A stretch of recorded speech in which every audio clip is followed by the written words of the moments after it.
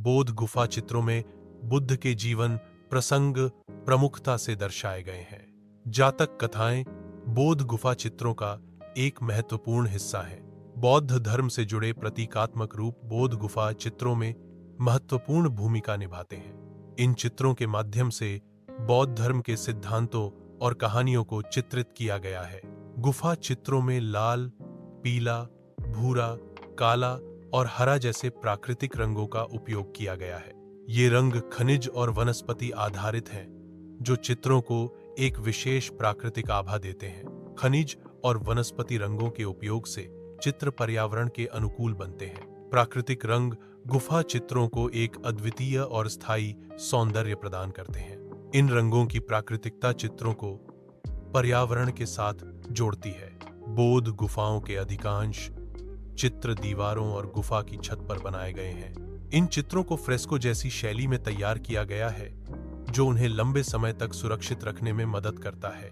Fresco तकनीक चित्रों की सुंदरता को बनाए रखने में मदद करती है।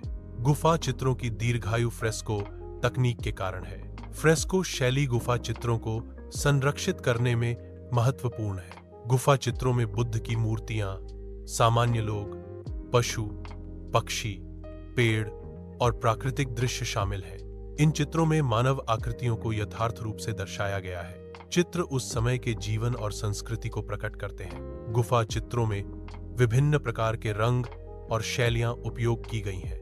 ये चित्र उस समय के लोगों की कलात्मक प्रतिभा और रचनात्मकता को दर्शाते हैं। आकृतियां रेखाओं और रंगों के संतुलन से बनाई गई हैं, जो एक आध्यात्मिक और शांत वातावरण बनाती हैं। इन चित्रों की रेखांकन शैली सरल है, फिर भी सौंदर्य और आध्यात्मिकता को प्रभावी ढंग से व्यक्त करती है।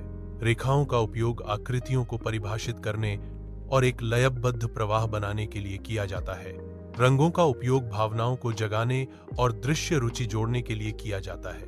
रेखाओं और रंगों का संयोजन एक सामंजस्यपूर्ण और चिंतनशील दृश्य अनुभव बनाता है।